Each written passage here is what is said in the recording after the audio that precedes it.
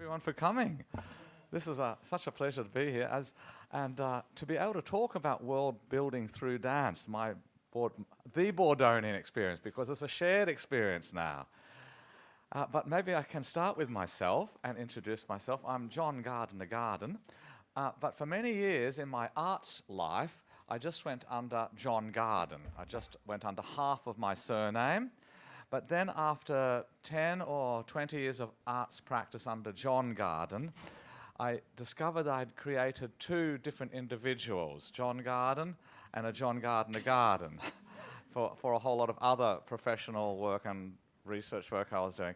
And it got a bit confusing, so I've decided to call myself by my original name, John Gardiner-Garden, even in arts practice. But for many years, I was John Garden, which is relevant to the Bordonian story, you'll discover.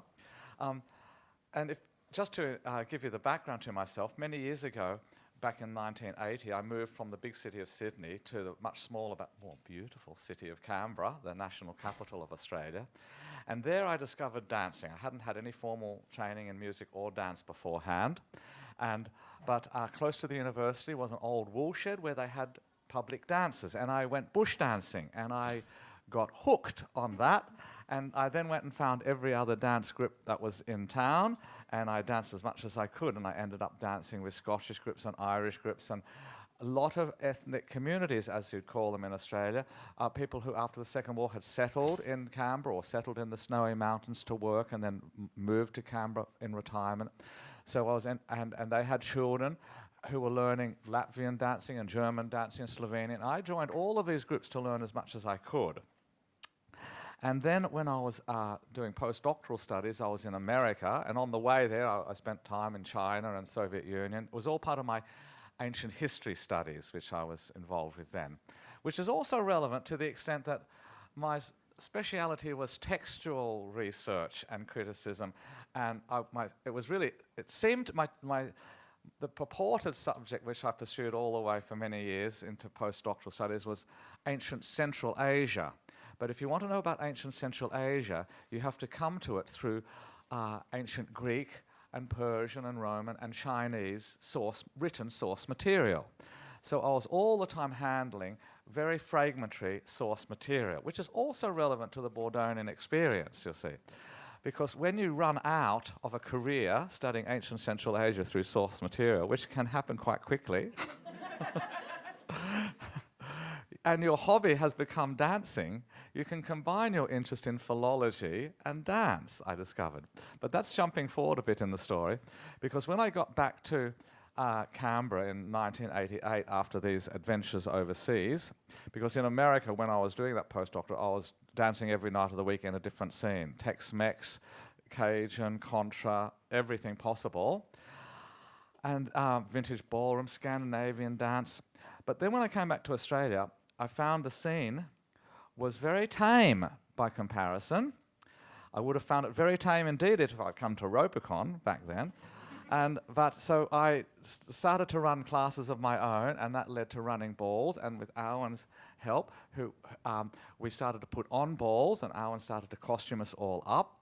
And we were doing, and I started to fall in with some nice musicians, and they started to support my dance calling and performances, and they were quite wild. I was quite shy, and they'd dress me up and push me forward as the front man. And I'd be the straight person, as I still am, I'm afraid. I'd just be boring, and they'd go and do crazy antics. So when I'm in the middle of the calling, they'd be up the back of the room. I can't even remember, like setting off phones to ring while I'm in the middle of a call, because every time we appeared, that little band, which was that first band I had, they appeared in a different guise. So sometimes they all appeared as academics, sometimes all as public servants, sometimes as mad scientists, and they'd let off all clouded things. And I was always there, and I had to cope with them, trying to put me off my call. And so it was very good training. And then later on, I started a band called Peasant Wedding. That ended up being quite a big lineup, and Alan was playing hurdy-gurdy and I was playing bagpipes. And then we did a lot of gigs together. We never recorded. We did do one little recording, which was well received, but then on the side, to explore my own, I was starting to write my own music. I'd got interested in Owen's hurdy-gurdy and started to play it. And unfortunately, Owen never reminds me, I never gave it back, you see. And so I started to compose music that I could play not being trained on the hurdy-gurdy and the bagpipes. And I was later told on different occasions by different professionals that it was good I didn't know anything about music, or I might not have invented all of that music, which they quite liked, and they loved playing it. But they would never have thought of writing music like that. And I've met better musicians than I on hurdy-gurdies and other instruments who can't play my tunes. And I can't play their tunes. So I've come not from Australia, but from the Galapagos Islands, you know, of dance and music. But I was doing the same with dance back then, and because I've been in so many different folk groups, I'd see a bourrée from a French group, and I'd think, that would give me ideas for other things you could do in the bourrée rhythm and style. Or I'd see a Swedish humbo, and I'd think the same with the Polska family. Or a German Zweifacher, and I'd think of my own Zweifachers. Or a Finnish schottisch, and we'd invent my own. So I just kept doing this bad habit, not to mention set dances, seeing an idea and then wanting to take it a bit further. And because I was also doing lots of public dances, just public entertainments and parties and weddings and anything, I needed a lot of dances that would work well. But I didn't want to just there was always bush dances, which are very simple dances for public events. But I actually thought you can get a little bit more value out of a dance, even with people that haven't danced, if there's some flow in the dance, so they're not confronted with something unintuitive, and if there's a little storyline. So I started making simple dances for parties, that worked for my purposes and for their enjoyment purposes. And then I was making more challenging ones for connoisseurs of dance, and then I was making ones which were just problem solving for myself. You know? And this all led. So this little band, Earthly Delights, which was meant to play my own music, just was a 3-piece. It ended up getting bigger and bigger, and we left the peasant wedding behind eventually, and Earthly Delights became the main band. And we did do a lot of recording, and that led to the Bordonian CDs and the Bordonian repertoire. But we missed an opportunity. A member of my band said, when we were peasant wedding, we should have, because you'll recall the Hieronymus Bosch painting, The Garden of Earthly Delights. You remember, and the hurdy-gurdy and bagpipe are both in that picture, and it's a triptych, and they're in there as instruments of torture in hell.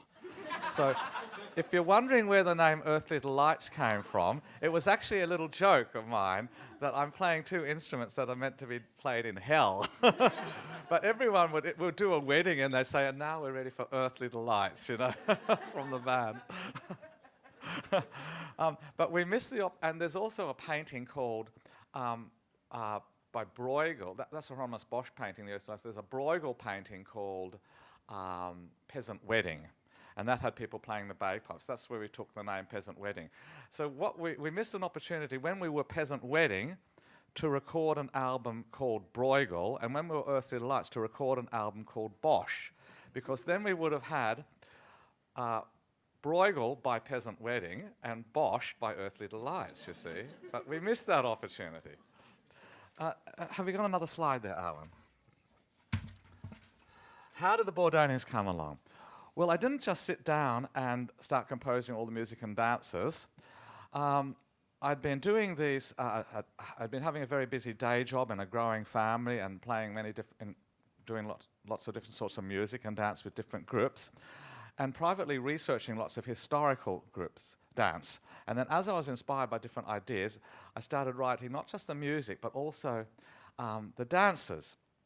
And with Earthly Delights, they were very happy to follow me into any corner I wanted to go, and we did literally hundreds of shows around Australia. Some really big ones on big stages, you know, like when the Olympics was in Australia and the New Year's Eve 2000 celebration, and lots of shows we were in Canberra, which was convenient for the National Gallery, National Library, National Museum. And step by step during that period, we started to record our music, and I was keeping notes on the dances. And the first thing I produced was a little book of Earthly Delights. So it was accompanied by a double CD called A Box of Earthly Delights. I can't believe that I forgot to bring a box. Why did I forget to bring the CD box? I don't know. Because the book, and I do have spares of this book of Earthly Delights and the box of Earthly Delights. And so I brought a little copy along, you can see. But there's no Bordonians in it. I just actually said I had this idea about this, and I just explained what I was thinking. And there's actually a picture of the musicians on the cover, so I'm a bit annoyed I forgot to bring that. There are some old ones there at home. Rarer, though, was that 2 years later, I expanded that set, and we produced a collection called The Lost Dances of Earthly Delights, because what had been happening is when we were doing these dances and playing this music in public, people would always come up to us and say, "Oh, where does that music come from?" Or what was that dance you just did? And they couldn't believe it, because it was always hard to place. They'd say, "Was that tune a Moroccan jig or something? And was that dance? I think that dance is from my background." And they'd believe it was from their own personal family background, no matter what their personal background was, no matter where they were in Europe or the world. They thought that connected them somehow. And if I said, this was actually a standing joke in the band, the band members would watch me at gigs in the break, because they got to eat all the food while I had to answer the questions. And I'd be answering the questions, and they'd see that the people are not happy with my answers, because I'd say, I wrote that about 3 years ago. Oh, that's from Tuggeranong. That was when I was living in that valley of Canberra. And they say, no, I mean, where does it come from originally? They'd never accept my answer. And so that's why I thought I'd better give people what they want. They want to know where some exotic place. So that's how I thought I'll create this land of Bordonia. Bordonia is more a nationality, because the place is the Valley of Earthly Delights. And as you might know, there's two ends to the valley. The village of Nenira over here, Nenira being, I can spill all the beans, I can tell you all the secrets. Nenira being the Hungarian word for hurdy-gurdy. And there's a village over here called Dudelsack, which is the German word for bagpipe. And these people are always arguing. But in their capital, which is Terpsichorea, the muse of dance, they're often coming together and enjoying lots of dance, because the whole valley is ruled by the master of delights. Everything revolves around dance, you see. And so that's how that came along. And it would prove to be a nice vehicle. I wasn't intending to deceive anybody. I just wanted to have a vehicle for talking about the dances. Oh, we're not up to, that'll be coming up shortly, that one, that's all right. I just wanted a vehicle to talk about the origins of the dances and what was happening in the dances in both an amusing way, but also in a harmless way, talking about idiosyncrasies in folk transmission. Because if you're involved with folk dance and music, you often there's lots and lots of stories. It's not a scientific process how things get handed down. And so I wanted to talk about that process of things being handed down and people imagining having different associations with what they're receiving. So anyhow, that first volume came about, and then soon after that, 4 CDs in the back, and there's 2 and there's 2. And I was on my way. I'd always admired a little cartoon I read as a kid. I don't know, you probably don't have the Wizard of Id here. There was a knight who came into the court and was very happy, because for the jousting competition, no, I'll leave that story. Sorry to start and not finish it. I'll leave that. We'll go to a Chinese story about a tree on the hill that just was getting older and older, and it just stayed there and stayed there. And the reason was it was completely useless. So everything else was being chopped down and used. And so I always thought, that's interesting. There's some virtue in being useless. So I thought, this is actually my first step towards being useless, putting CDs in the back of a book. Because people running bookshops don't want anything with CDs because they get stolen. People running CD shops don't want a book. So I was on my way. And then, but also recording a lot was was not something I was used to. So I went back to playing with the band and then I was thinking, I don't want to do any more recording for a while, and we were just playing Christmas carols in a shopping mall and enjoying that very much. And I thought, gee, and we played things in a very lively way. And I thought, these are good tunes. And you could dance to all of these. And we played them in a really wild way sometimes when we were doing that.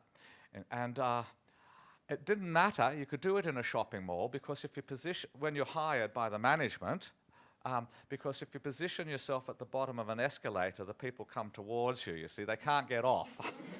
So you can play the jazziest version of Silent Night, and they have to suffer it. And I thought I could write a whole lot of dances to go to these Christmas carols. So then that was another few years of my life, and there were 64 dances in this collection, and I wrote 64 dances to go to this. And I'm afraid I've run out of copies.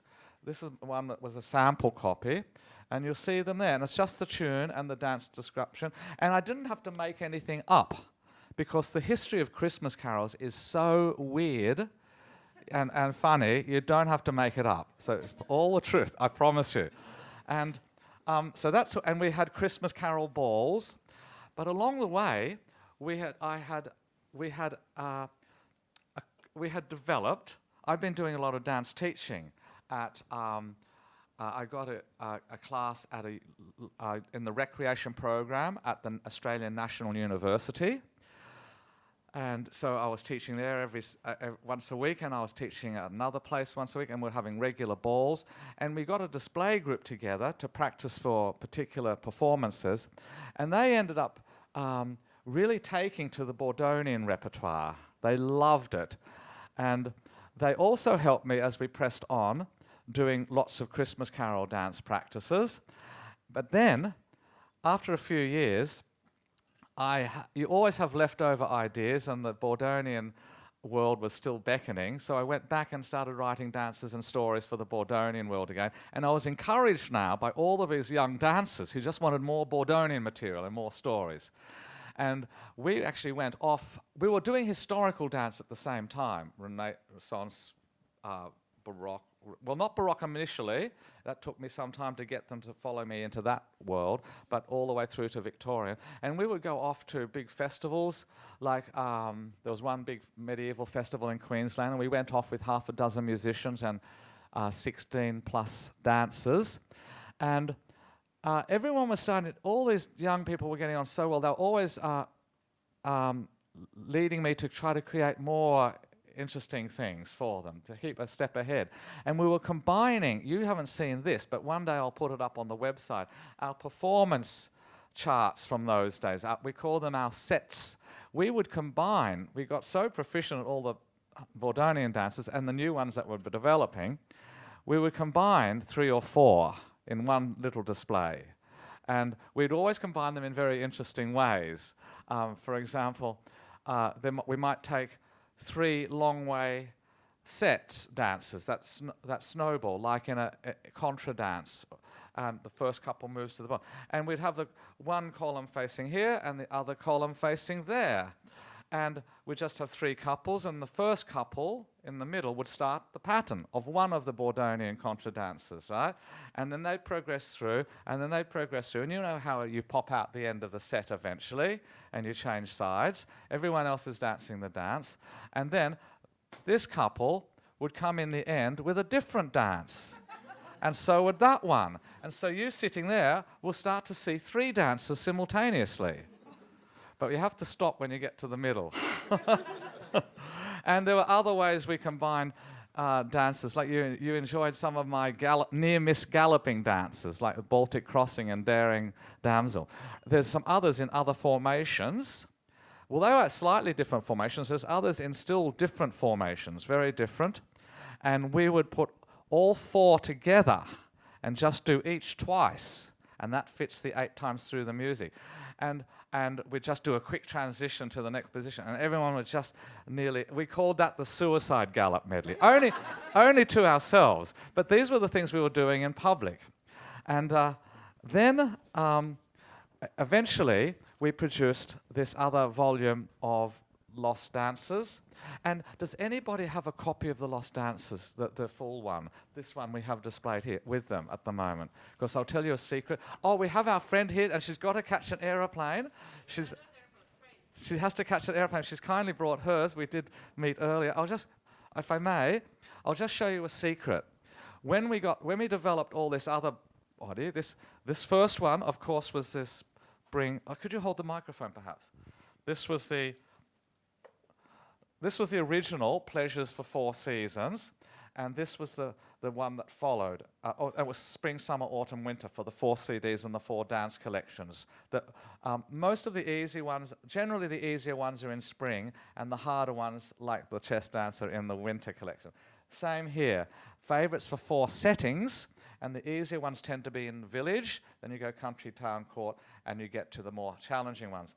That looks very European, doesn't it? But there's hints all the way through where this really came from. You just have to look at the back of them. Oh, see, Daisy, sorry, I'm dropping your books. Did you see the back? As you see, they make a picture too. Not many people will recognize that picture. Can you see? I haven't got a copy of it. It's not even on the website. Do you see? Isn't that beautiful city?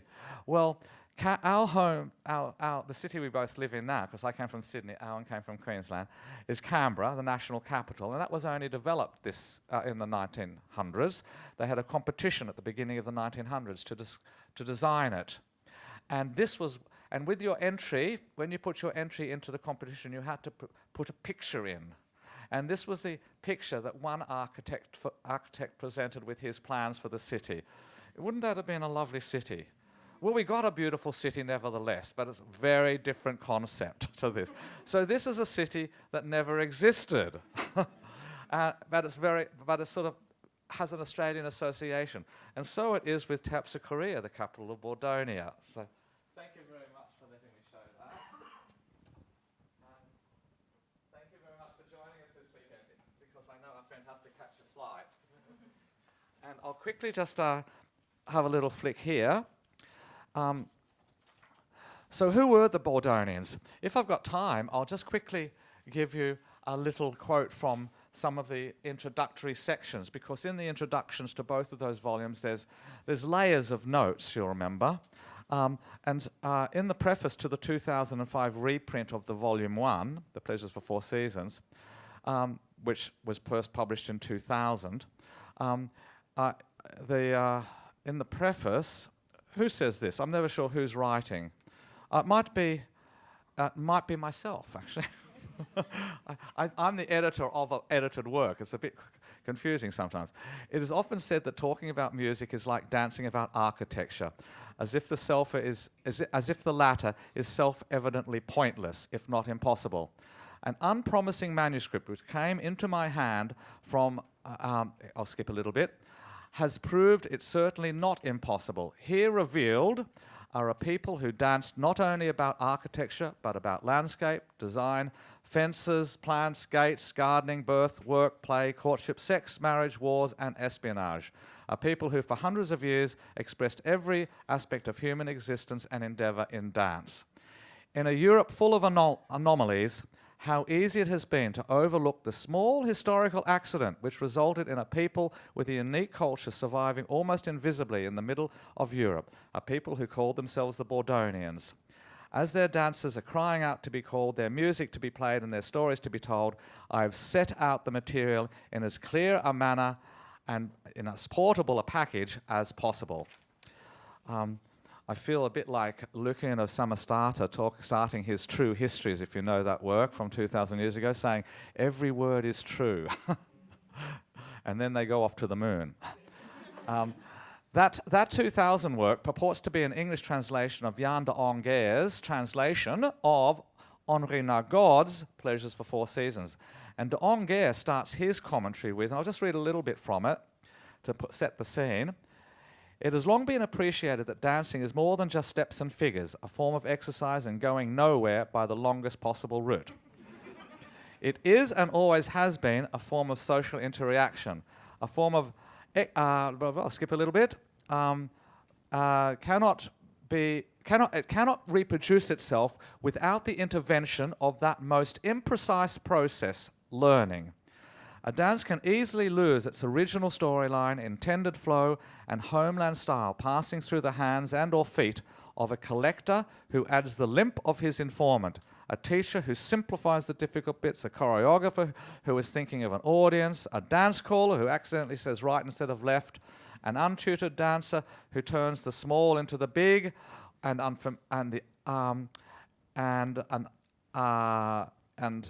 a well-tutored dancer who imbues all with his favourite style, an historian who offers a mistaken provenance, and an editor who changes the title. So these are just some of the hazards in transition. Every time a dance is danced, it is done so differently and in a different context. Though d'Angers' work offers an invaluable intermediary-free record of dance in his day, it is but a sliver of a living, evolving tradition. For all of the skill and ingenuity which they brought to their art, the Bordonians did not simply invent their tradition. They adapted forms from Italy, Spain, France, England, Bavaria, Austria, and Bohemia, and Poland. The same is true for the people in all these lands. They gave to the wider tradition dances which were but variations on early dances and borrowed as much as they gave. Bear in mind, I'm just quoting the historical person who's presenting the earlier manuscript. Similarly, as strong as the Bordonian sense of national style has been, it is the sense engineering, this is a little bit complicated. There's an awful lot that takes a bit of thinking in these works, I'm afraid. It is the sense that is engendering the style, the daughter giving birth to the mother, the present creating the past. Tradition instigates an inverse descendancy and is not only not what it used to be, it never was. It is not so much about giving birth to an authentic heir, but recognizing one's own parentage. It is not so much about doing the same thing in the same order as imagining you are. Not so much about detail and content as form and spirit. In this respect, the riches in this Bordonian collection are inseparably linked to the wider participatory dance tradition. And to understand these links, it is necessary to understand something of Bordonian history. And then that writer went on to talk about Bordonian history. It's the only words I've ever found talking about Bordonian history. But I think some more may be found one day from another source. That history was only a brief one, and it finished talking about how in the mid-1800s, after a period of hardship, many Bordonians saw, quote, migration as the only way out. Over the next 12 years, thousands of Bordonians joined their Vendish neighbours on long sea voyages to lands in which they hoped to find a better life. Terpsichorea fell into ruin. A people who once made language out of a dance, a devotion out of balls, and a religion out of their social calendar were scattered. And surviving villages in Nenya and Dudelzak struggled to keep their traditions alive. And so that was sort of the introduction to that first book. And if we take the next slide, Alan, who were the authors, and we take the next slide again, you will see some of the we've got spell correct highlighted. This was just done this morning, I'm afraid. Just quickly cutting something out of something I'd written for you. You see how it works? The volume 1 purports to be a translation into English of Henri Nagod's 1900 German language work, which was handed down through one side of my family, which was a commentary on and translation of Jan d'Angers' circa 1800 Vendish language work, which incorporated Henri Nagod's Old Bordonian.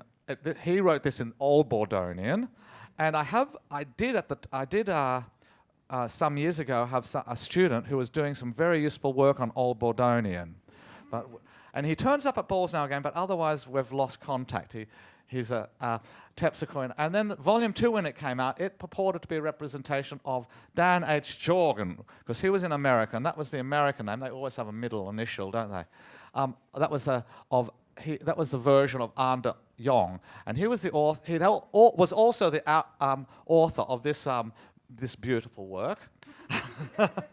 A little bit like The Sound of Music, but not so pleasant, maybe. And he translated into English, because he'd been living in America, this work that was found in a Berkeley home of a personal library that had been unpacked by this gentleman, Anne Hajnog, which was a commentary on and translation of this work by Goran Hind. Language, I can't work out what language that work was in, and it incorporated in it, because it refers to Django Hearn's mid-century work called Bordonian Ball. So now you understand who the authors are. I think there's 8 or 9 people involved, and it's easy to lose track. But you'll notice they all have about 10 letters in the name. And if you remember, what was the name I was going by when I was doing my arts work? And there is one other work that's referred to if you're a scholar of Bordonian studies. And that work has not been found, but I have had people write to me about having heard or seen references to the complete Bordonian dancing master, instructions and music for the dance in every conceivable rhythm, formation and style, for every conceivable occasion, a must for all fashionable votaries of terpsichore. Sounds very 19th century in its title, but I'm not sure if it's a combination of those or if it's something else. Maybe someone will find it one day. So then, just getting slightly, I won't quote too much more, but just jumping back to that first Lost Dance collection, I might introduce the character Henri Nagode. You can see him there. He was the presenter of the work of Jan de Anger. And it's written, and I wrote it in that book. Henri Nagode was clearly someone obsessed with both the history of Bordonians and the history of dance. And perhaps in the next line I betray there's some affinity with Henri Nagode. There's some connection between him and me. Because I say, Henri Nagode, his tendency to digress, quote without full attribution, offer content without content, indulge in pedantry, meditate aloud, draw conclusions from the most meager of evidence, and to extrapolate a love-making experience from a handshake suggests the author was a failed academic. And then later on, when I introduce the purported author, Goran Hind, there's other connections I feel here.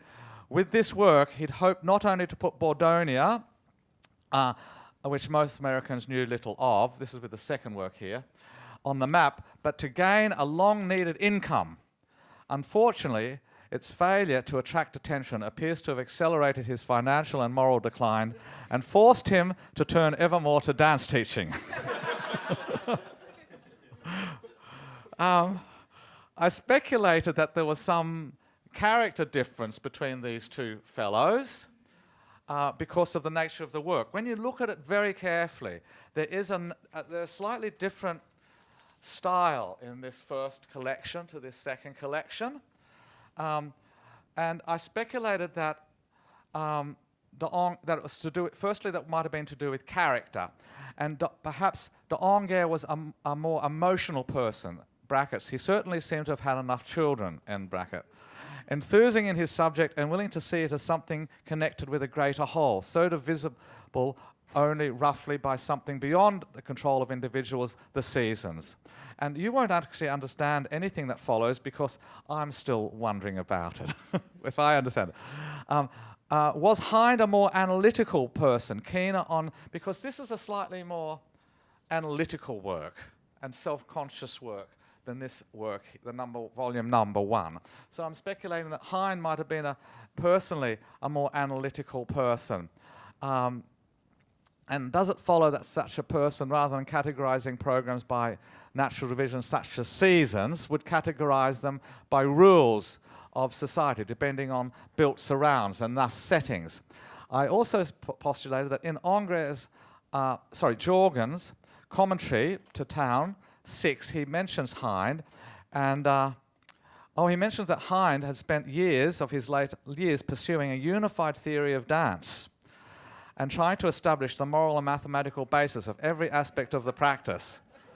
Well, Jan de Anger was trying to do just the opposite. So, did de Anger, although responsible for a manual every bit as well crafted as Heinz, later turn his back on order and logic and fall from being simply a Dionysius-like character to being a Diogenes-like one, or perhaps even a Nietzsche-like one, questioning why we should always circle clockwise before we circle anti-clockwise, always right-hand turn before we left-hand turn, etc., etc. And had some ballroom incident or series of incidents so undermined his faith in the capacity of humans to behave rationally, order themselves well, and create something beautiful or noble, that he rejected the very notion that humans could be rational, and that he could, etc., etc. Had he not only joined the ranks of those dancing masters who in their old age became frustrated and cynical, and there are some historically who ended up writing, I don't know if you know of Thomas Wilson, a Regency-era dancing master, who in his later life wrote a really long poem. It was like his exit from the profession. He was so critical of everybody, but it was in poetry. The dancers and the dance floor managers and his other members of his profession. So I was speculating on whether he also had become so cynical that he had worked his way to generalship in those ranks. Had he let the pursuit of perfection get in the way of improvement? Did Hind, on the other hand, try to build on the work of those who had set in dance the bright reflection of moral, political, and physical order around him? Did he see in the long way set the tunnel of time through which we must all tumble, and in the squares of the walls of the family home, the boundaries of the city, the groupings of individuals into families, of families into communities, communities into species? Did he perceive in introductory setting, a manifestation of the natural laws of etiquette, and in the turning of couples dance, the orbiting of two mutually attracting bodies? My gosh, I go on, I don't know how much I could read. Did he feel in the presence of good choreography the warmth of the sun in the strains of good music, and in the strains of good music, the fresh sea breeze? Did he hear in the words of the caller the guidance of a sage, and in the applause of the dancers the sound of sun-drenched brooks bubbling out from under melting winter landscapes? Did he believe that in the dance notation of the last 200 years laid the seeds of a science, potentially as exact as any other science of his day? And then I go on to speculate that perhaps one was just 5 years older than the other. This one was 5 years older. And so it was that my work on this volume was 5 years later than that, and so that might account for some of my own different approaches. So what was the purpose of the stories? If we go to the next slide, thank you, Alan, in the books. They had been, the possibility of writing stories had actually been one of the incentives to make a fictional work, because it gave me the opportunity to match each dance that I was presenting with a story, which would make it easier for people to remember the dance. As I was saying in the last talk a day or two ago, people remember a sequence better if they associate it with a story, but a dance rarely comes about purely because of a story. So creating fictional texts that describe and explain dances enabled me to give each choreography a story that helped and amused the dancer, helped them by giving them something to remember the figures by. It actually put the dance in a long-standing tradition, which I was exploring in that last talk. And the difference here, however, was that the creation of when I came to creating the stories for the Bordonian dances, I was retrofitting stories to dances. See, so often and actually you'll often hear on radio people saying how that composer came to write that symphony, and they have a beautiful story that explains all the moods, or trying to paint the picture of what the writer was trying to conjure in people's minds. But very often, sometimes the ideas for the music or the ideas for the dance come first, and people just retrofit the title. There's all different things in between, but I was just retrofitting titles consciously and retrofitting stories as well. Next slide. Oh. Oh, okay. Yes, thank you, Alan, for reminding me. Um, how are we going time-wise? We started at 3, so we're doing well. Um, what I think of as my dance group, our dance group, wanted to let me know that they've been hard at work while we were away here. This photo just came to us a couple of days ago to Alan, and they didn't have to say anything because it tells me that they were not doing things on the list of very hard things I wanted them to practice for a display, for something we've got to do at the end of August. There were some very complicated mazurkas and polka redowas and quadrilles. And I suspected they were doing Bordonian dances while I was away. I had suspected this before I even left, that was their plan. As soon as I'm away, they just go back to Bordonian. And this tells me that they were doing the Druid's Ring, which is a dance I haven't introduced to you. Maybe you should try it one day. And it has a story. And they've obviously all read the story because and in fact, I'll just quickly read the end of the story. I couldn't borrow someone's book again, could I? Thank you. I'll just quick. It's the last dance in the first. No, it's the second last dance. It was the last dance in this volume, the Druid's Ring. But when I when I republished, I can't remember. At some point, it was the last dance in that very early work. But when I thought of the chess dance, that had to be the last because that's the most complicated. The Druid's Ring is really quite simple by comparison. And this is an example of a story. If I was just to read one little story, I was actually thinking I could, we might even have time to dance it as a little break in the middle, but it does take a lot of space. So what I might do instead is just read this last bit of the story. I can even Some people were asking to hear the hurdy-gurdy closer up. I'll play you a bit of the tune on the hurdy-gurdy just to sample that. And it's a lovely hurdy-gurdy. I'd like to thank Vesna if she's here. Thank for the loan, Vesna. Maybe I'll give a little spin on the Druid Rings tunes. Oops, I'm on the wrong page. That's the chess dance page, which start with the Worm, Alberus, and Infernal Music. And the Druid's Ring story, yes. After introductory talk about it, oh yes, the tune and their names, because the tunes are the Worm, Ouroboros, and Infernal Music, take their names from a mythical serpent that eats its tail, and from the Hieronymus Bosch painting, The Garden of Earthly Lights, in which bagpipes and hurdy-gurdies, as I said, become instruments of torture in hell. The apocalyptic serpent or dragon may go back still earlier. Don't take any of this seriously, of course. I have to say that because I did actually start getting letters from overseas when I first released this. I was just using it as a vehicle to talk about the problems involved with folk transmission. And I got people wanting more information and a very beautiful letter from someone wanting a map. So maybe someone else can do that one day. And so here, the apocalyptic serpent or dragon may go back to still earlier to the fear of the longboats which carried Viking raiders. The dance is a highlight of the Bordonians' annual dragon festival, always following the open-air play in which a comically gruesome dragon threatens everybody, twisting its huge body, rolling, bulging eyes, flashing giant teeth, and poking out a large red tongue. On one unfortunate occasion, the knight who arrived to thrust his spear down the dragon's mouth missed the ox blood-filled pig's bladder that the person he was meant to hit, you see, so the blood would come gushing out, or the look-alike blood. And he struck the man that was manipulating the beast. As the injured man's friends needed him to complete their set for the Druid's Ring that was going to follow that performance, and didn't want to miss out for want of his presence, they quickly bandaged him up and led him to his place. And when the music struck up, he seemed to revive, but with the closing strains,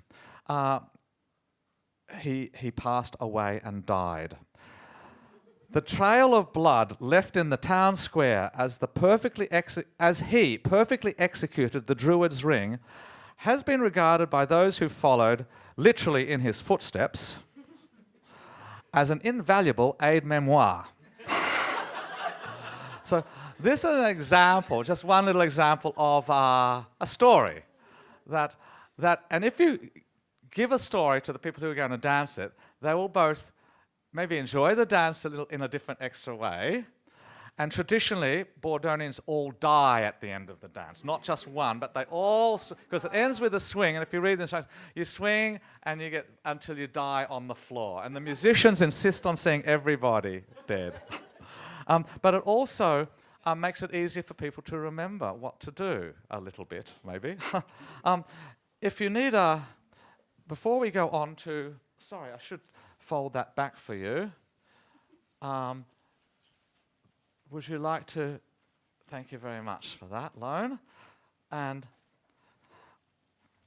before I go on to talk about the origin of the Bordonian national costume, maybe, I don't know how much time, I've got an hour, maybe I will just break it up for what it's worth with a little playing of that hurdy-gurdy. Since someone did ask to hear the hurdy-gurdy closer up, I'll pop the mic down, and it's and I hope I haven't rosined it too much. I took the liberty to put a bit of rosin on last night, and that was a big venue. This is a rather small venue, so we'll see how it sounds this morning.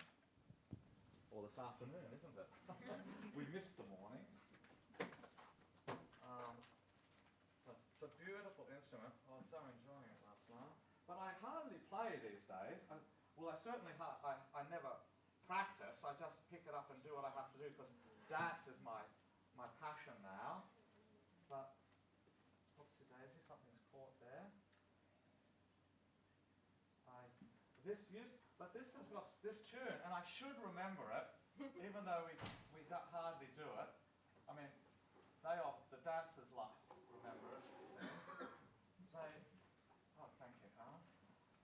But I should remember it, because when we were doing all those concerts 10 years ago, and balls and things, it was often the last piece. Oh, that's what's in the way. Take that off. Am I allowed to take it off for a minute before something goes wrong? Oh, thank you. I'll come over to the other mic, if you like. Oh, thank you. Sorry about that. Once I've got this on. Whoopsie daisy. That's not the right way around. We'll be very careful with it. Vesna. Hang on, that's the wrong way, Alan. There we go, that's better. I added this shoelace because I dance around when I play, so I added this shoelace. So I'll come back, I'll come back. Yep, I'll just stand up.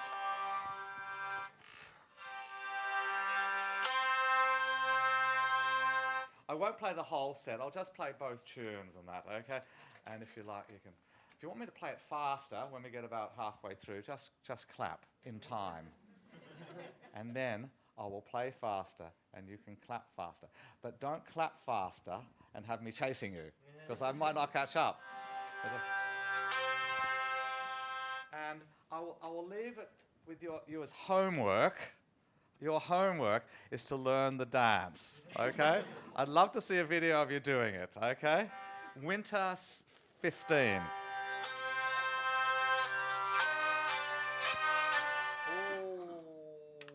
Sorry. May I change the tangent with Vesna? May I just do it?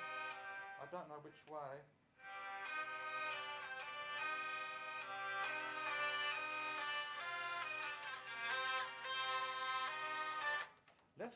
Let's just not worry about it. There's so many jokes about, you would know them all, wouldn't you? Yes.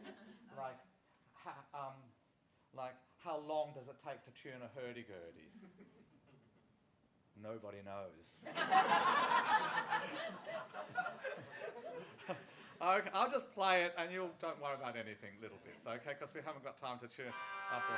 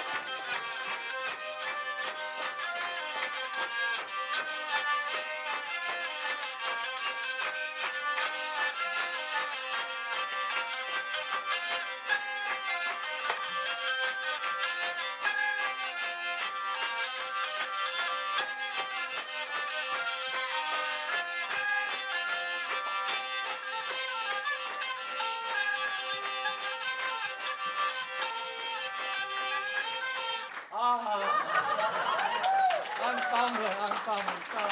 It's not enough. I'm not. Thank you very much. Thank you. I haven't damaged it. It was just sort of swiveling a bit on this shoestring, but it was a pleasure to play your instrument. And I can't be sure it's a pleasure for you to listen to what I played, but as a member of my band used to say when we were standing in those shopping malls playing Christmas carols to all those people coming down the elevator, we've suffered for our art, now it's their turn. And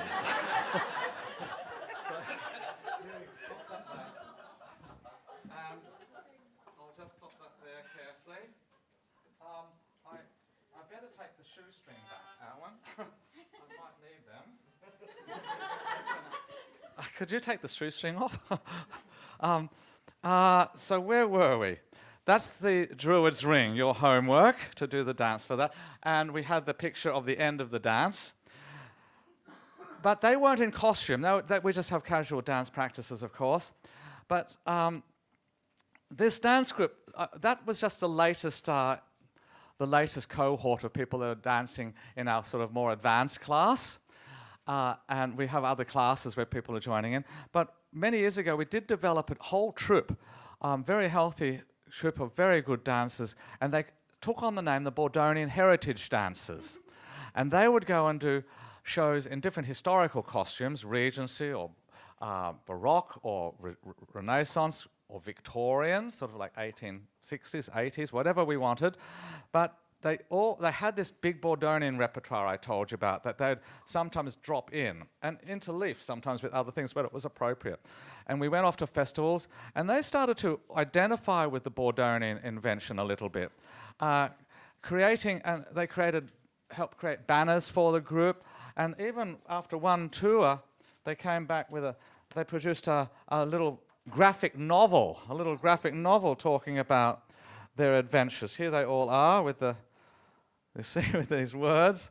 But they couldn't find a picture of me, because after all, on the whole tour, so they put my head on somebody else playing the bagpipe. I don't know about that. I don't show anybody this normally. That's not me. There's two other people. That's not Howard. There's a few of us there from a later incarnation, a very later incarnation of the band, not necessarily the recording lineup, though this gentleman here, I'll show you his picture later, he was one of the founding members with me. So we did all of these balls and festivals, and we started to think we might need a national costume. And Owen started a working bee, and they produced a lovely national costume. We haven't changed into it today. The shirt I'd wear in my national costume is still recovering from last night. I'm sorry. But we had to dress a whole lot of people. And perhaps, Owen, if you can take the next slide, this is not the original lineup, because you've got to remember, we have a lot of young people with us, but young people finish their university studies, move away, and so we have to always replenish. But that is a relatively early lineup, and you'll see all these beautiful purple dresses. Owen's is here with this embroidery line, and only married Bordonians get to have the embroidery. And the men had a very simple outfit that went a long way. We just took a little fedora with a little rosette. We all got some yellow waistbands to put around here, puffy shirts, and a nice skimpy little pan-European vest. And that's the result you can get. And here we are just at a dance party, some Bordonians, but other people mundane or muggles. What's the term for a non-Bordonian? And that proved a lot. That proved a big hit. We actually ended up doing some strange things in that national Bordonian costume. For example, finding a place in the National Multicultural Festival Parade in the national capital, and being announced from the podium as Bordonians. And later I think it was later that day, I'll get it all so mixed up, doing a big concert from the stage. And I'm normally pretty honest, but I was just a bit cheeky, and I said, I said from the stage, how from the stage to all the people sitting down below, and standing, all right, waiting for this curious. I said how pleased I was to see members of the Bordonian community present, and so everyone sort of looking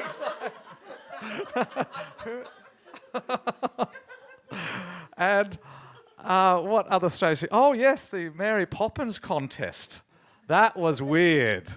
At that big figure folk festival in Australia, they have different competitions sometimes, and they had a Mary Poppins song contest.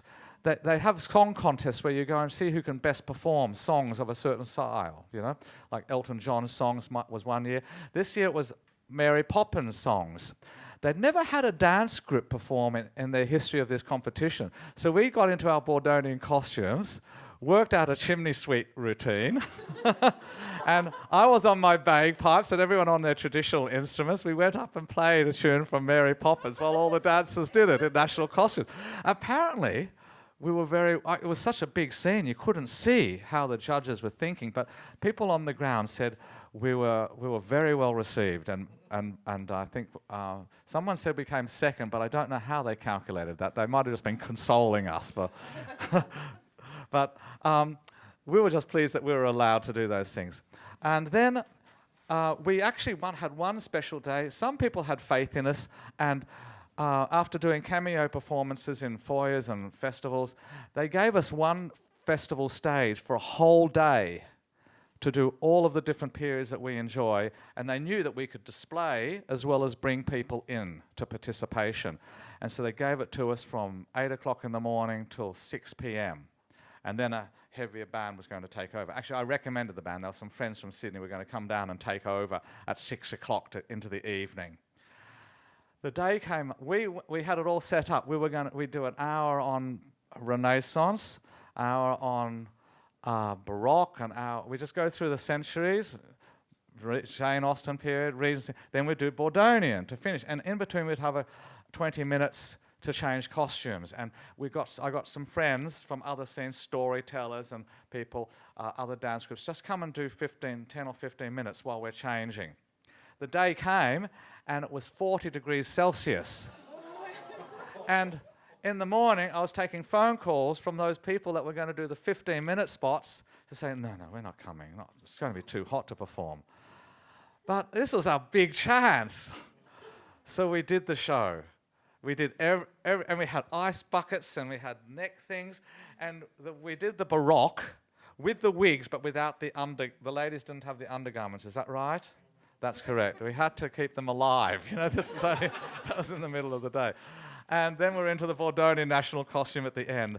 And just to give you an idea of the spirit of the people and why I think there is a kindred spirit, a related spirit here, I've discovered, is that not only did we dance the whole day, at the end, people just sort of pouring water over themselves, they stayed.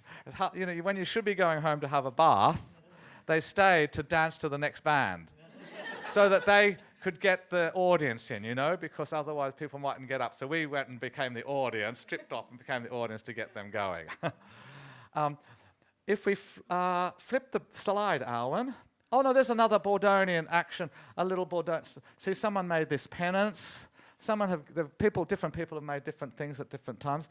Not all of these are necessarily displays, but most of those have been displays at one time. Yes, everyone in a costume has displayed with us, but there's many other people in this little ball, in this hall. And if you flip the scene again, Alwyn, what have we got next? That's actually a video. This is a little video from a party. These are from many years ago. This venue we don't use at the moment. Oh, that is a video. Oh yes, press the button. I see this. Press the button if you can, Alwyn. Oh. This is a dance you learnt on Wednesday, if we can get that slide to turn into a video. It's the Long Way Home dance. Here comes Sampo.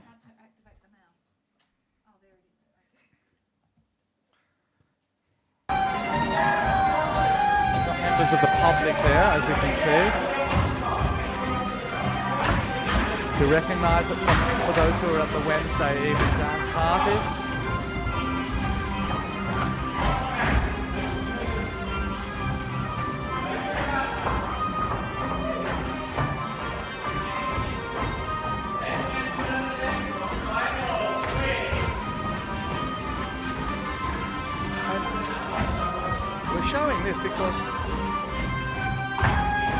very rare to actually for us to have any videos. We've been very remiss. We've not been good at doing anything with videos for 20 plus years. And it's just doing this talk that made us scramble the last couple of days, because I had a talk worded. Some were very kindly put in the slides and showed how you could put pictures in there just when we arrived. So the last couple of nights, Alan's been looking on Facebook and different places for videos. And so this is just a little rare archaeological find that we can show. Thousands of balls we've done.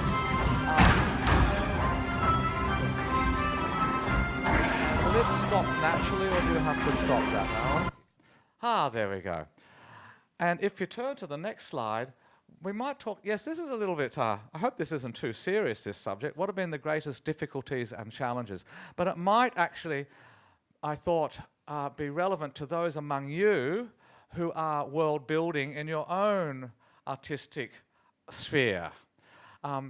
You've got your own passion, and it involves a fantasy world or some form of creative activity, and you're encountering difficulties and challenges, as well as rewards, of course. So I thought it might be consoling for you just to hear some of the difficulties and challenges that I've faced, or I felt I've faced.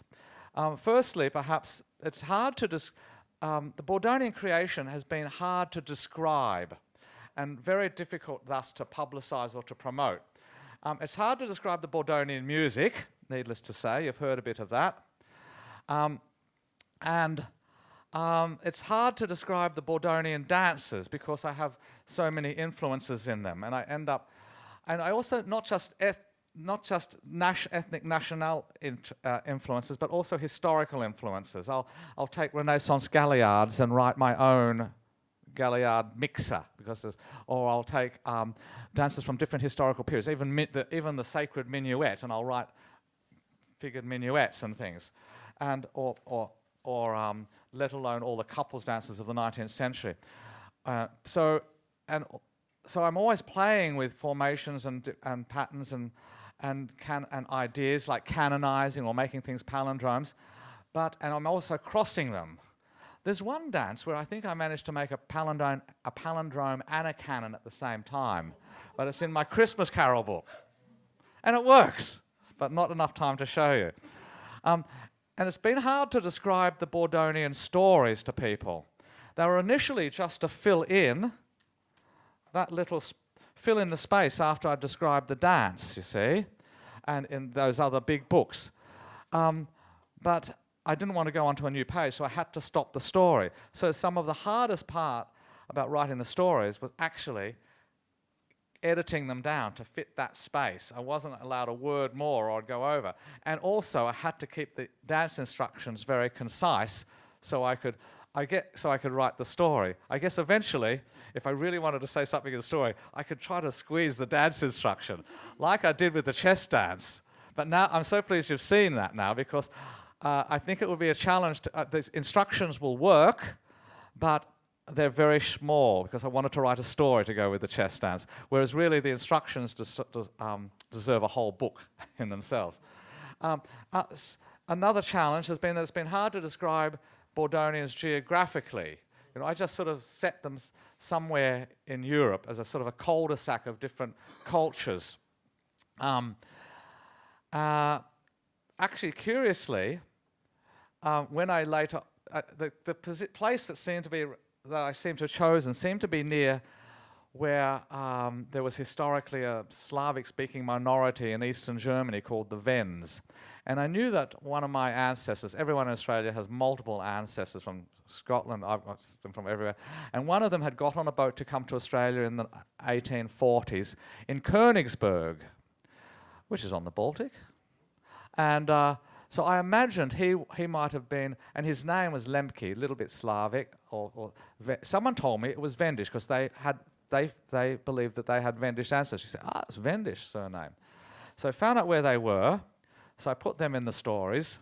And to my amazement, I went to the National Library, better find out something about the Wends, and I found a book on Wends in Australia and their migration.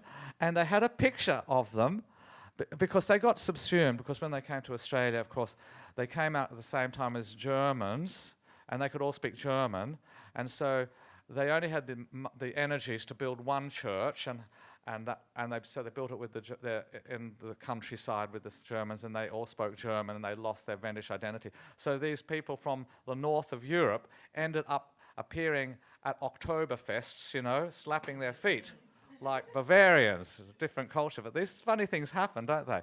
And but in the library they had a picture of Wendish people in Australia from 150 years ago, with their tall hats and things, in a playing with holding their instruments as if they'd formed a band. And it was like, is it art imitating life or life imitating art? Because I thought, they're the instruments in our band. 3-string viola, bass, and we have a clarinetist, saxophone player, and there was the wooden saxophone, the taragato. There wasn't a hurdy-gurdy. I'm not sure if there was a bagpipe, but anyhow, it was just funny to see. And but this does not make it easy to explain to people, and the product itself, as you saw, is rather unusual or hybrid. And even this one, again, the books in the CDs in the back. So you can't put it in a bookshop, you can't put it in a CD shop, you send it off to, you think these stories have got some literary merit, you send it off to the newspaper for their literary reviewer. But it's not seen as literature, you know, because it's dance instructions. So they won't even read them, let alone review it. So I'm getting close to being useless. But it has made it difficult, and it's meant the Bordonian world has only been exposed to a select few who found it. It's also been hard to describe the Bordonian performance experience when you see the Bordonians, because we're doing both historical reconstructions and original creations. And it's made it hard for us to get automatic interest from festivals if you try to say what you do, because festivals and radio shows and dance societies that might put on balls, and grant bodies, people that might offer a grant to do a project, in Australia at least, they want things in boxes. You know, are you Irish? No. Are you Scottish? They just want it like that, nice and simple. Or maybe if it's an important thing, North American contra, you know, they'll understand that. And actually, that was something I introduced to Australia. And now I can't do Bordonian things because they want it in a box. And there's this big contra scene in Australia. But when I came back from America, I introduced contra dancing. But I'm always moving on, I'm afraid. And that's a bit of a problem too, that I haven't, and I've doing too many things. It's hard to describe the way we both display and lead participatory dances. And if you do, the biggest problem has been that I found for myself personally, if there's a lot of people, if they understand that you do original material, won't take your historical material seriously. And if they know that you do a lot of historical research, they won't take your original work seriously. They'll think, you're just they're making it up or something. And so you hear very funny things, and you wonder, why can't they? And this is why it's been such a pleasure to be here, to see people doing historical material, reveling in invented material. I can't go on. I could go on a long time just about the pleasure I've had here and seeing your own scene. And it's also another challenge I've had is giving people what they want. I thought maybe all those years ago, by making up a place of origin for the material, I was doing that. But of course, when I published dance instructions, people wanted. When I had an earlier dance book with just instructions and no music, and then people wanted the music so they could do the dances. I mean, not everybody, some people. And I was so pleased that when you first saw my dances, or indeed, the lady's name may be, if I remember, Mari, who I was introduced to a couple of days ago, who said she was the person who first saw some of my dance instructions online and started matching them with some music and introducing them to dancers here. And that's what I'd hoped originally. And so and I'm so pleased she matched it to fabulous music. You are really all very good in that respect, dovetailing dance with music. And but here, people wanted CDs so they could dance it. And so with this one, we recorded the CDs. And then, would you believe, people said, we want videos to see it. Now, some people will thank you very much, but other people seem to always want more. And I mean, I know I should be producing more. And of course, with that big historical dance set, it's so big I couldn't even bring it. And Sampa's got the whole thing, but it's even hard to move between accommodation, you know. We just brought two volumes of the 30. But I put everything in except recordings. Someone phoned up wanting recordings of that. And I said, there's 1,000 dances in that. Can we help? Could you let us know if there's anything in particular? But I was going to say, I've tried to put everything in that. There's simple, and make summaries. See, because when I did my first historical notes, there was no summary boxes. And I noticed people were trying to make their own summaries. So I thought, I'll put the summaries in as well. But then, so I tried to put everything that people would need and that they could grow in their use of it. Not everyone's going to read every detail, but every detail is there for when they're ready to read and get interested in detail and sources. And if they just want a summary, that's there. Or if they just want to play the tune, that's there. But if they want to see the whole piano transcription or lute tablature, that's there as well at the back of the entry. And so I put everything in. But then, of course, it's very big, and some people look at it and think, do you have just a summary booklet? You see. So I made a summary booklet with spiral bound. And that goes well. I'm actually being led in the logical direction, which is not my comfort zone because I've been such a hermit and my love is books. I just talk to my dance books in my big dance book library all my life. But I'm being led in the digital direction. So I will be producing a new hard copy of that. I'll be producing a new hard copy of the Christmas Carol books. Actually, talking about this problem of giving people what they want, that one, I didn't even have to do anything, and someone sent us a letter we put it out through a self-publishing company, and they said, can we put that online digitally through Amazon? And I said, yes. They did the work. And then a group wanted to use it, and they didn't want to pay that money for it. I said, well, you can get it for half price through Amazon. I was really pleased. You know, we're in the digital world. You just go download that digital version. And they didn't want to do that. So it's hard to please everybody. Just to and then the last problem, managing the social side of the scene. I don't think you have any problems on that front. Everyone seems to be mixing well. But we're a small city and a small scene, and you want it to be cross-generational, and you don't want cliques to form. So you want everyone to. You don't want all the young people just to leave out the older people that might want to join in. And so we've got to manage that. And then the young people go and have relationship problems. And I'm getting older every year, and I've become like a father figure, and I have to give advice. Fortunately, I don't think anyone takes my advice, which is fortunate. So there's that problem, isn't there, Alan? And Alan will come up to me to discuss some social problem in the group, a romance problem, and I say, Alan, just leave me with the dancers.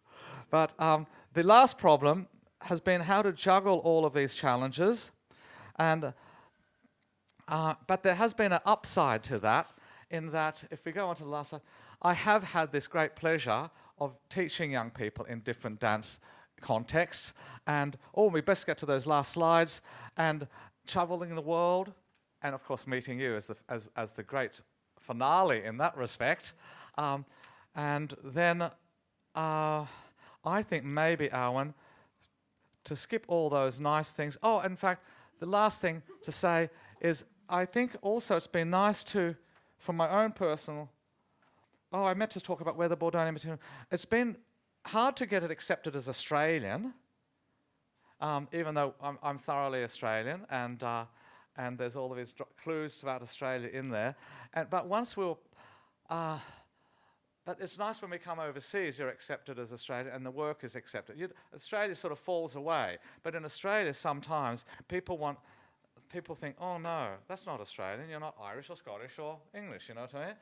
But we were playing music in front of some international parliamentarians who were having a conference, and we were hired to wander amongst them playing music. And we were playing Bordonian music. And they said, one of them called me over and said, what sort of music is this? And I thought, here we go again. I'll get halfway through and it'll be a disaster trying to explain it. And I said, well, my Hungarian friend brings in his rhythms. I wrote the tunes, and this guy adds a jazz feel. And he's from England. And the guy on the congas, he's playing a bit of a Latin style, but also... And he said, enough! It's Australian. I thought... Someone appreciated it. Anyhow, where's it gone? It's gone all around the world, it seems. I get letters from people who are asking about a dance in England or a dance in America. I was going to talk a lot more about that. People seem to have used the stories in professional writing classes, I've discovered. They've recorded tracks of it. Alan, play that little video. If we've got a few minutes, and then we've got... How much time have we got? Oh, we have a bit more time than I thought. Oh, perfect, perfect then. We have time for the videos, the best part. This is an example of someone using my music, and it was wonderful, his product.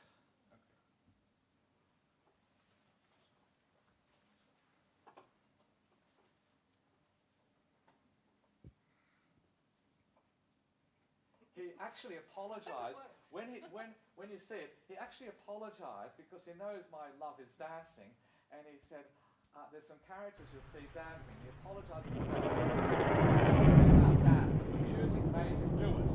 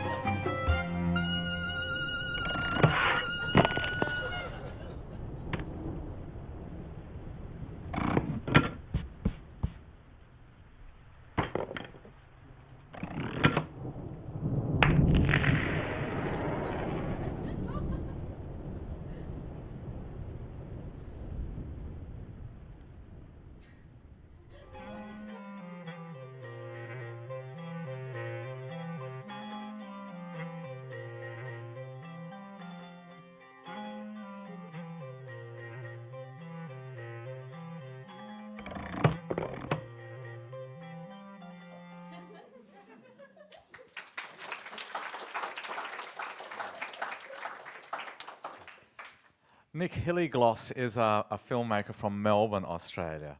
And I'll be pleased to tell him that it was played in Finland now. He's a lovely fellow. So the music went in different places. In fact, I was really surprised to turn up with my whole dance troupe. We'd just done a performance in Regency costume at a historic house in Sydney, and we decided while we're up in Sydney, we might go and see this Jane Austen Pride and Prejudice play that was performing in another part. So we got on a ferry, went across the water, and we turned up in the playhouse. The actors were really surprised they could see us all in costume, you know, and they were in costume to do this Pride and Prejudice. And we all took a seat. And then the play started. I couldn't believe it. They were playing Earthly Lights music in the play for Jane. It's not really Jane Austen-ish, but they had permission for it. And the reason was, I thought the whole time and they played it in the intermissions and everything. And then I remember a lady came up to me at a festival and said, I've just bought your CDs. Can I use them for something? I just had a very small remembrance of someone coming up somewhere and asking permission. And of course I said yes. And I happened to find myself in the show that they were using it for. But that was lovely for Nick to do that. And the dancers have gone in strange places too. For example, we saw one of our dances being performed by a Swedish cultural group, and in America, there's a database of folk dancers, and very surprised. I'm not often on the web searching for these things, but Owen found it and showed it. A whole lot of Bordonian dances are now categorized under, the under Angers, etc., all of those names in this database. Someone took it seriously. And some years ago, I heard that the chess dance was actually done in France. And then on the way here, I met two people who had done it at that occasion. And it was in a city I've never been to, and we have no idea how that person learnt it. And what's some other things? I heard about a mazurka I did, but someone asked me about, and a country dance from England. But I think they're very small little glimpses, very small little glimpses. There's been nothing like the embrace that I've sensed here in Finland. In recent years, I've invented new dances to go with other pieces of music, more classical. Maybe it happens in your old age. You turn to Bach and Beethoven, and I've done a lot of dances to Bach. And the Battle of Waterloo was to Bach, wasn't it? And one day maybe I'll be able to show you. Sorry, to Beethoven. I'll show you the Bach later. That was to Beethoven's Contradance Number 4. The Bach's very elegant, and I feel really under pressure when working with Bach because your dance has to be perfect.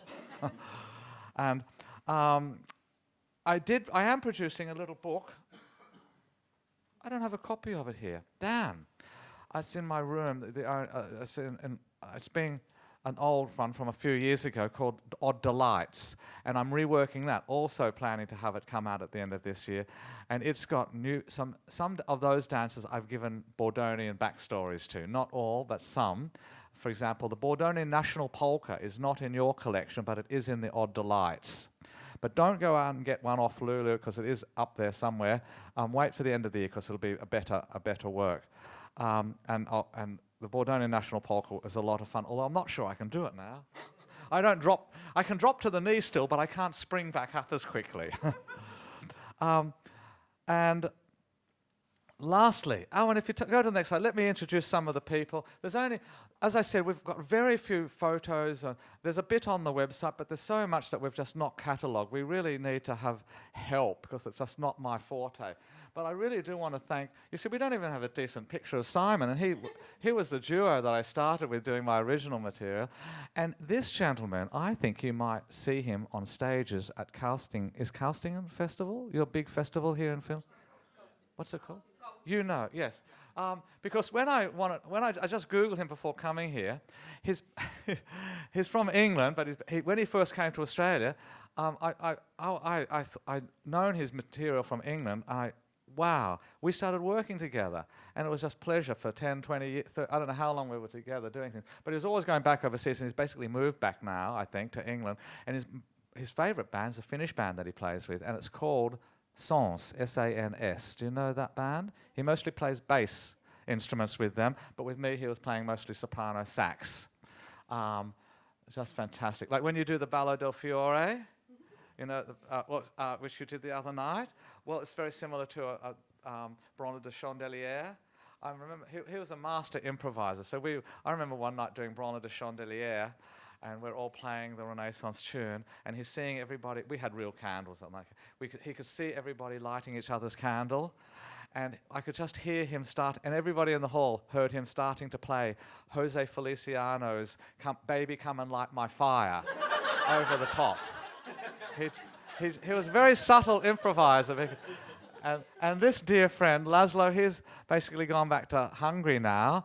I can't work with him now. He was a fabulous brač player, 3-string viola. That's what you're often hearing in the recordings. It's not a 4-string where you play all 4 strings. The flat bridge, you play all 3 strings at the same time.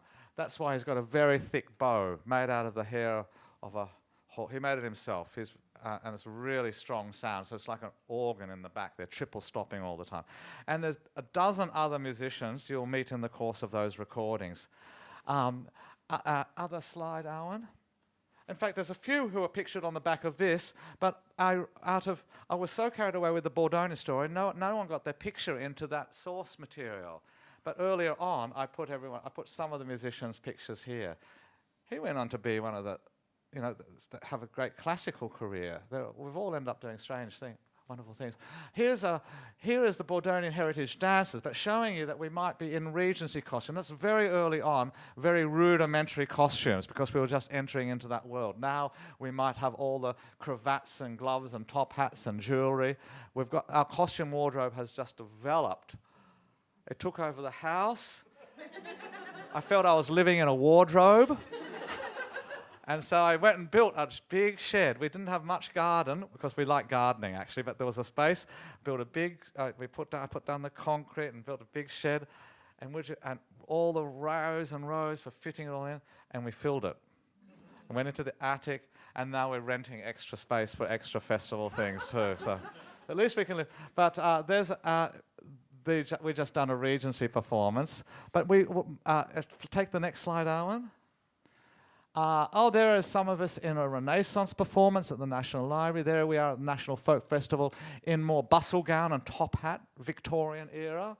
Here's another small group at a National Museum performance. And, yes, here we are in Versailles, Canberra. They had us there, exhibition of material from Versailles, France. I took the phone call inquiring about it. Are we available to do it? I said, and I took it when I was in France a few years ago. And I think we either had just been to Versailles or about to it. So I was able to sound very familiar with Versailles. And they said, we want to do this big show at the National Gallery while we've got loan of this French collection. And sure enough, it was a big show. We did lots of shows in the foyer, and they had this big picture of the Hall of Mirrors behind, and that's where they took that photo of us. But we did a stage show for 2 hours doing a story of Dance of Versailles, which I remember very cheekily describing to all of these seated serious people as something like communal housing for underemployed aristocrats. Social housing, and they had nothing to do with dance in the evening, and a problem for the rest of. And so we all dressed up for that, and and we did a big season there. Is there another slide, Alan? We've just found miscellaneous things here. We had to have a photo to give to a festival, so we just quickly grabbed a costume. She just jumped out of this was the location. She just jumped out of the car, plonk, and then took the photo, and jumped back in, off to the next party.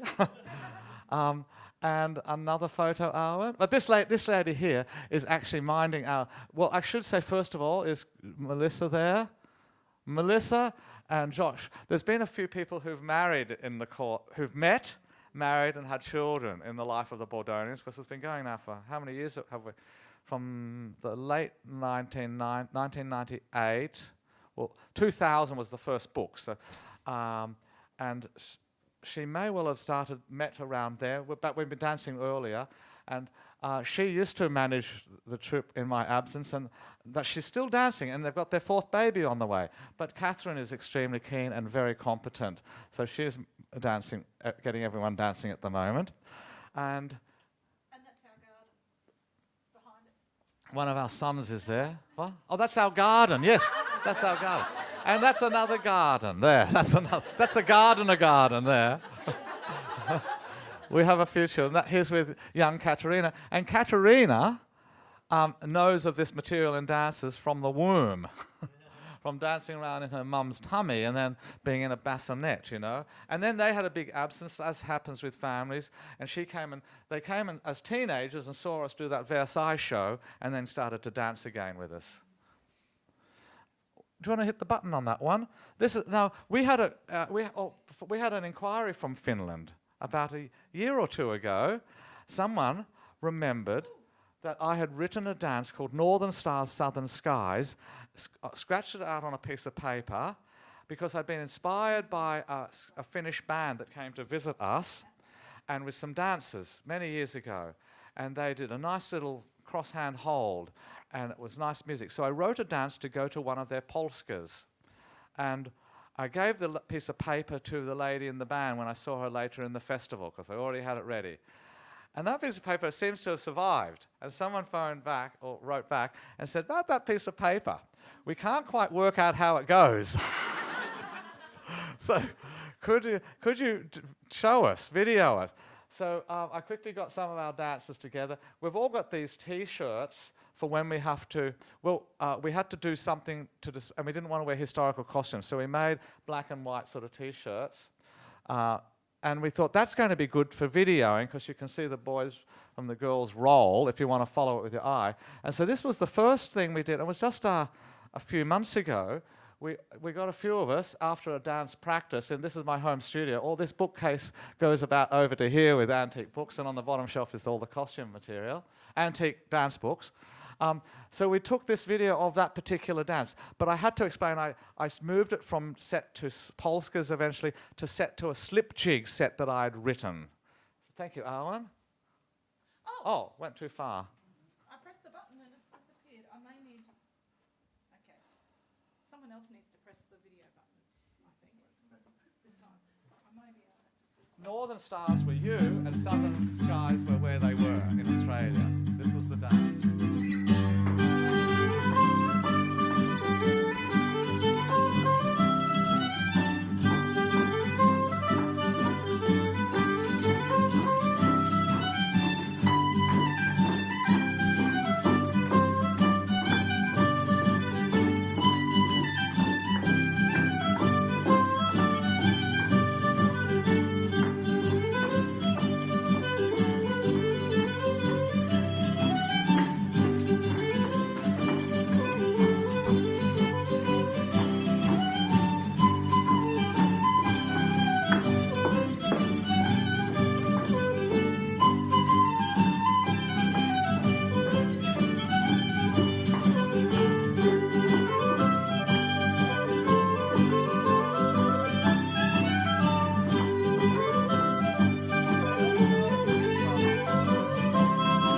Know if the people that were asking for the instructions and the video have actually put it to any use. I never heard.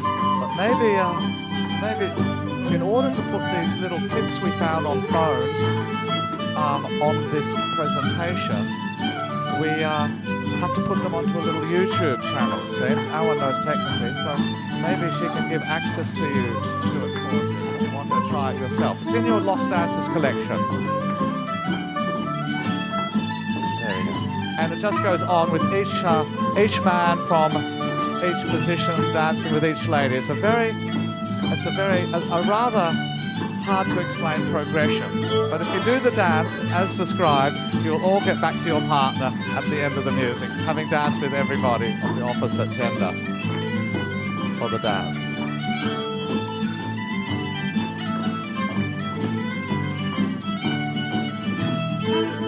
I think we better pause that out. That's true. And flick to the next one quickly. And we do get home. But it was a very quick video, as we always are, because we never have time to do anything properly. Someone took this video, and I only discovered that before we came. And this is one of our bigger dances. And there's a dozen different mazurkas, mostly in volume in the Lost Dances repertoire, all different, because I used to love mazurkas. I can hardly do them now. My style is atrocious. But one of the ladies said, why don't we put them all together, once on each? And that is really hard to remember, because each mazurka sequence has got quite a few ideas, so it's dozens of ideas. And this was the result. We did it in the middle of a Jane Austen ball last year or this year, I can't remember. But I actually, wanting to be always wanting to do something different, I said the mazurka is meant to be improvised. So we really need to, here's the sequence of the mazurkas. I said, you start at that point, you start at this point, you see? Everyone start at a different mazurka point, but do the same sequence. Then it will look, everyone will watch different sequences all the time. We tried it, but everyone sort of slipped into doing the sequence they could see behind or in front. So we decided to make it simultaneous, which is rather staid, I think.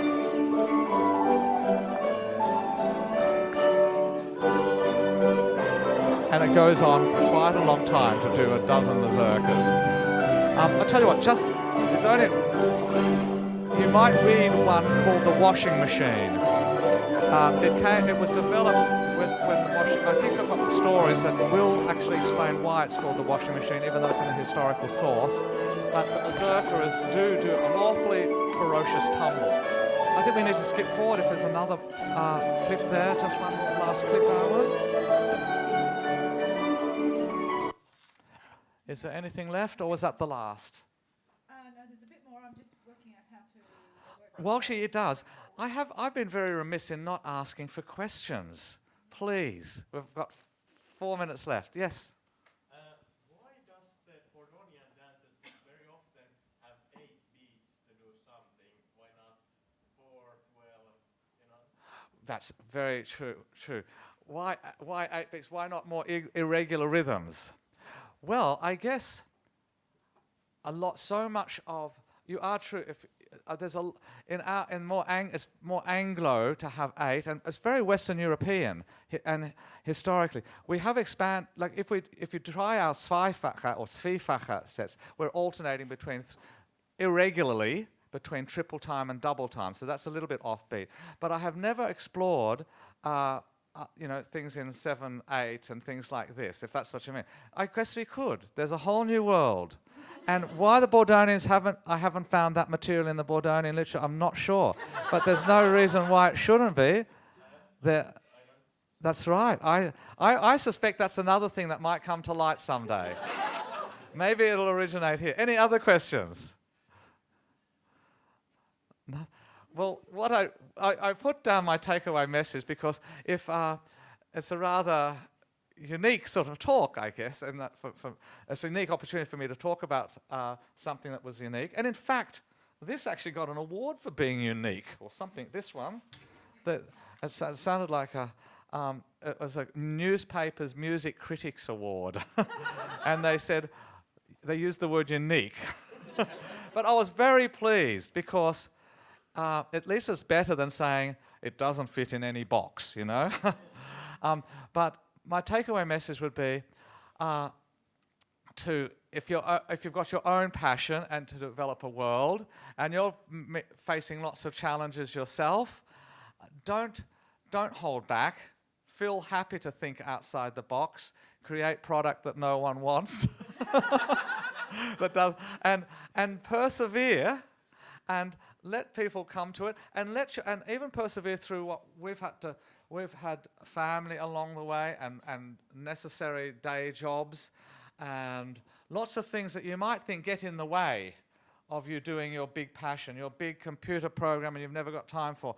But in a way, when I look back, all the things that frustrated me for so many years, and because I wanted to do so many things and I never had the time, they've all found a place inside the Bordonian world. There's allusions to things, you see. And if I hadn't had all those experiences, it wouldn't have been the same work.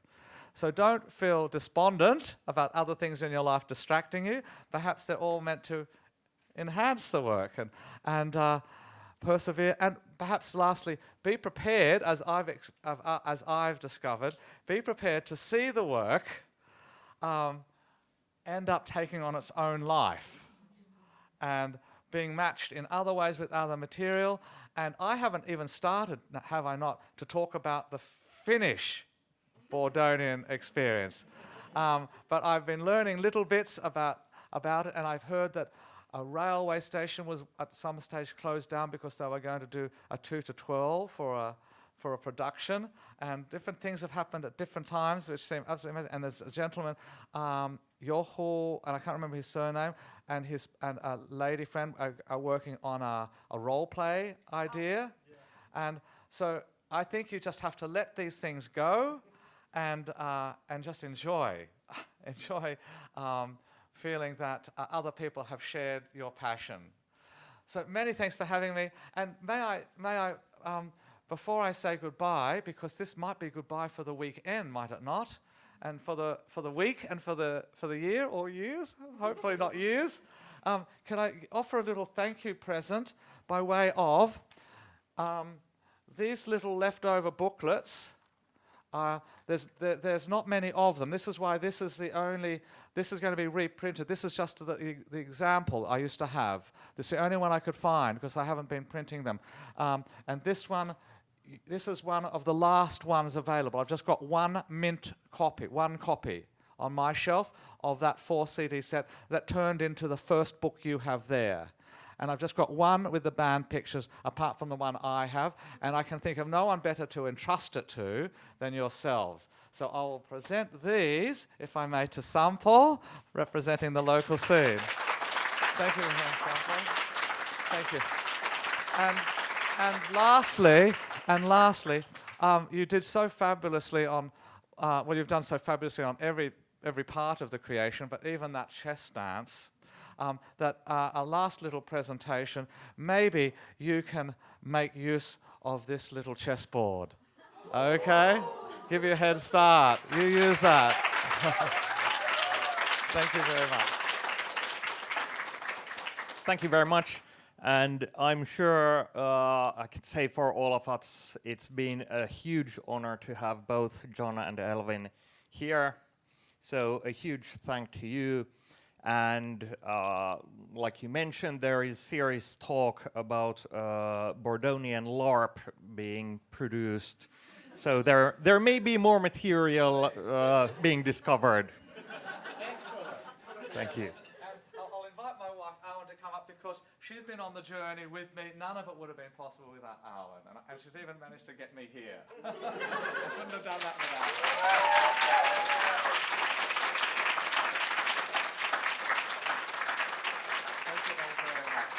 We so look forward to another time. Thank you very much. Thank you very much. John, what did you say my books? Sorry? Oh. You had some more on there, but we're leaving them. I had more what? You had more material. More material. But the time is up. That's okay. Oh, That's did I have good. more material? You just play it while we go. Because people might have airplanes. What was it there? I don't know. Hit the next screen and see what it was. And then there might be a show after us, or is it at the end? Wait. Oh. What's that? I won't play it, but we can just look at the picture. Look at, that's everybody. That's people at a Christmas party, one of our Christmas carol ball. Oh, it's very lively scene. Oh, people like that one, but maybe we can put them on the web. Is there another show after us this up John, now? these are all yeah. now on So the we- YouTube channel. And I have the links. Yeah. You've got the links. We're going to show the chessboard. There they are with the crowds. So people can go to the YouTube channel and have a look at I forgot those. the last pictures. Do look for those other dancers. There's only a few dancers in existence that we have videos of, and Alan has them somewhere on a YouTube channel. In fact, in that regard, if you want to leave an email, if you haven't already, maybe Alan can email a link to people in touch with us. And we look forward to hearing from you again sometime. Thank you very much.